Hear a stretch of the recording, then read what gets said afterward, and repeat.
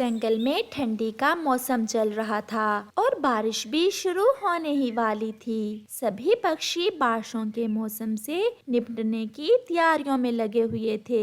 रानो चिड़िया भी बारिशों के मौसम को लेकर परेशान थी। बादल बढ़ते ही जा रहे हैं, हमें अपने घरों को सुरक्षित बना लेना चाहिए। क्या पता किस समय बारिश शुरू हो जाए। मैं ऐसा करती हूँ, कबूतर के पास जाती हूँ और हम सब दोस्त मिलकर अपने घरों को सुरक्षित बनाने के लिए लकड़ियाँ ले आती हैं। फिर चिड़िया कबूतर की तरफ जाती है। चिड़िया, मैं और तोता तो आपकी तरफ ही आने वाले थे। अब जल्दी से चलो, हम अपने घर की मरम्मत करने के लिए सूखी और मजबूत लकड़ियाँ ले आते हैं। फिर वो सब सूखी और मजबूत लकड़ियाँ लेने जंगल में निकल जाते हैं। हम सब लकड़ियाँ लाकर यहाँ जमा करते हैं और फिर इनकी गठरियाँ बांधकर अपने अपने घरों को ले जाएंगे।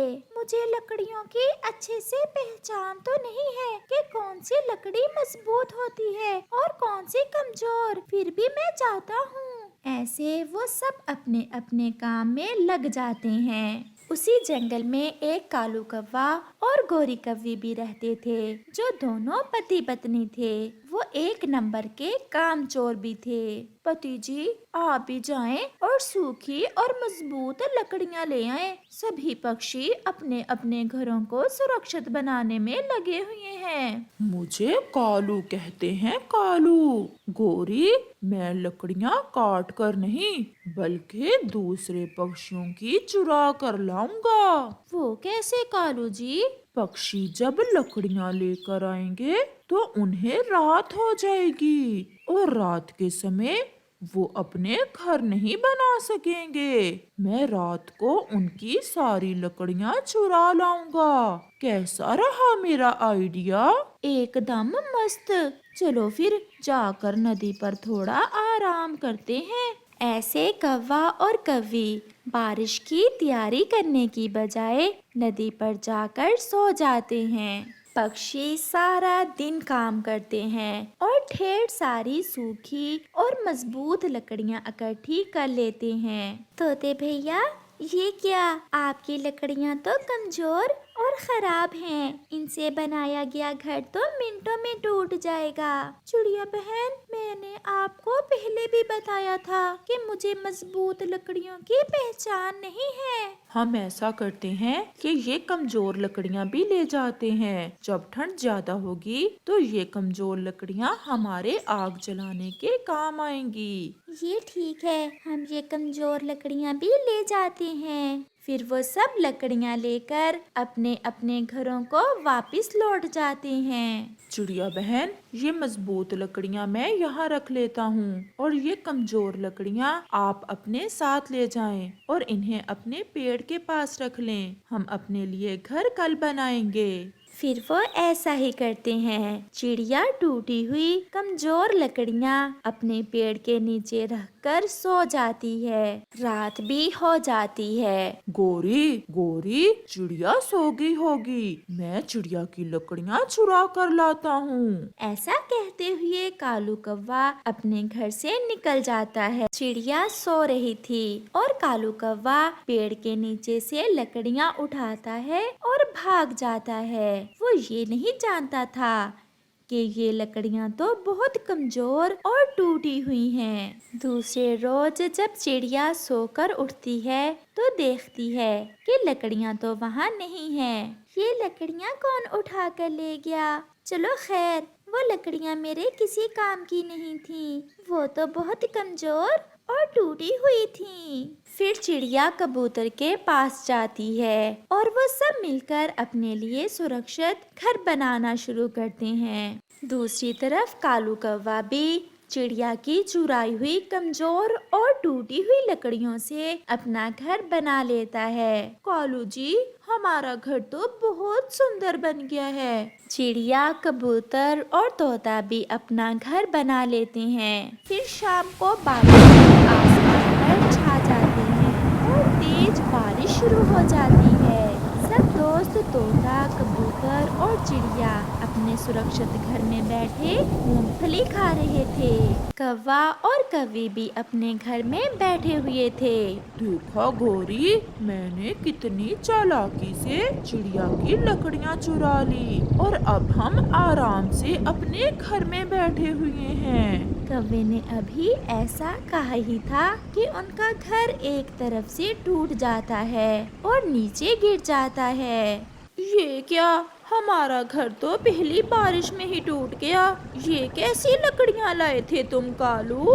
गौरी, शायद ये लकड़ियाँ खराब थीं। अब तो हमें बारिश में ही नहाना पड़ेगा। ऐसे कौवे ठंडी के मौसम में सारी रात ठठरते रहते हैं और उन्हें कामचोरी की सजा मिल जाती है। चिड़िया ने लंबे समय बाद अंडा दिया था। मम्मा चिड़िया और पापा चिड़िया बहुत खुश थे। वो अपने आने वाले बच्चे की तैयारियां कर रहे थे। अंडे के पापा, आप अंडे के पास ही रहना, मैं ऊन लेने जा रही हूँ। मैं सोच रही हूँ कि अपने आने वाले बच्चे के लिए गरम स्वेटर बना लूँ। हमें अपने छोटे से बच्चे को ठंड से बचाना होगा। ये देखें, मैं तो आज ऊन ले भी आया हूँ। आप हमारे बच्चे के लिए स्वेटर बनाना शुरू करें और मैं आपके लिए भोजन लेकर आता हूँ। फिर पापा चिड़िया भोजन लेने चला जाता है और मम्मा चिड़िया अपने बेटे के लिए गरम स्वेटर बुनना शुरू करती है। कालू, मेरी पत्नी तो अपने आने वाले बच्चे के लिए गरम स्वेटर तैयार कर रही है। क्या आपकी पत्नी ने अपने बच्चे के लिए गरम स्वेटर बना लिया है?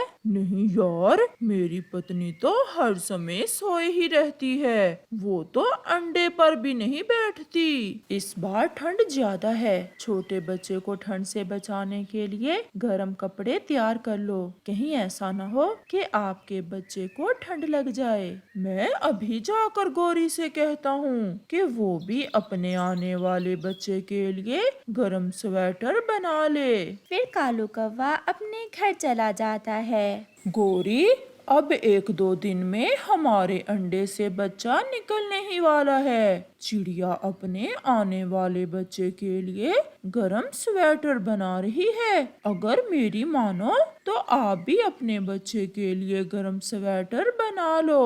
मुझसे नहीं होते ऐसे काम। जब समय आएगा देखा जाएगा। मुझे भूख लगी है। क्या तुम मेरे लिए भोजन लेकर आए हो? भोजन खाने के अलावा कुछ और भी कर लिया करो। ऐसे ही कुछ दिन गुजर जाते हैं और चिड़िया अपने आने वाले बच्चे के लिए एक बहुत ही सुंदर गरम स्वेटर बना लेती है। आज मैं बहुत खुश हूँ। आज मैंने अपने बच्चे के लिए स्वेटर बना लिया है। देखें तो ये स्वेटर हमारे बच्चे के पहना कितना अच्छा लगेगा। ये तो सच में बहुत प्यारा लग रहा है। हमारा बच्चा अब ठंड से बच जाएगा। चिड़िया वो स्वेटर संदूक में रख देती है। आज मुझे अंडे से अपने बच्चे की आवाज सुनी है। मुझे लग रहा है शाम तक हमारे अंडे से बच्चा निकल आएगा।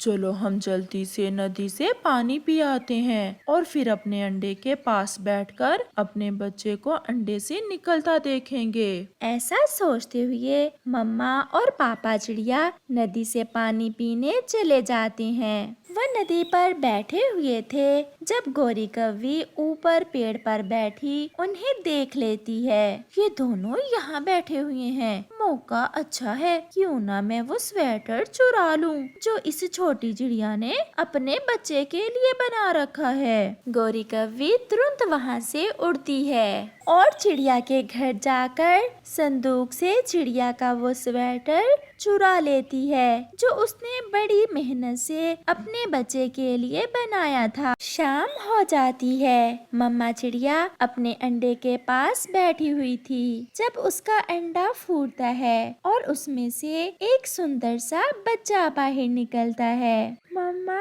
मैं आ गया। मम्मा मुझे बहुत ठंड लग रही है, मुझे जल्दी से गर्म कपड़े पहना दे। मैंने अपने बेटे के लिए बहुत अच्छा और गर्म स्वेटर बना कर रखा हुआ है, मैं अभी अपने बेटे को पहनाती हूँ। चिड़िया जैसे ही अपना संदूक खोलती है, उसमें तो स्वेटर था ही नहीं, क्योंकि वो गर्म स्वेटर तो गोरी कौवी ने चुरा लिया था। हाय मैं लुट गई, मेरे बच्चे का स्वेटर किसने चुरा लिया? अब मैं कैसे अपने बच्चे को गर्म रख सकूंगी? चिड़िया ऐसे रोने लग जाती है। गोरी कौवी के अंडे से भी बच्चा निकल आया था। अब अगर गरम स्वेटर होता तो हम भी अपने बच्चे को गरम स्वेटर पहना देते। कालू तुम्हारी पत्नी बहुत तेज है, ये देखो मैंने चिड़िया का स्वेटर चुरा लिया था और अब मैं ये स्वेटर अपने बेटे को पहना दूंगी। फिर गोरी कौवी वो स्वेटर अपने बेटे को पहनाने लगती है। वो स्वेटर तो छोटा था, वो तो एक चिड़िया के बच्चे का स्वेटर था, इसलिए वो स्वेटर गोरी कौवी के बच्चे को पूरा ही नहीं आता। कालू ये क्या हो गया? मैंने चोरी भी की और मेरे काम भी नहीं आई। अब ये स्वेटर चिड़िया को वापस कराओ, कम से कम उसके काम तो आ जाएगा ये स्वेटर। मुझे शर्म आ रही है। कालू जाओ, अब तुम ही ये स्वेटर चिड़िया को वापस कराओ। फिर कालू वो स्वेटर लेकर चिड़िया के पास जाता है। चिड़िया बहन, आपको तो पता है गौरी का वो आपका स्वेटर चुरा ले गई थी।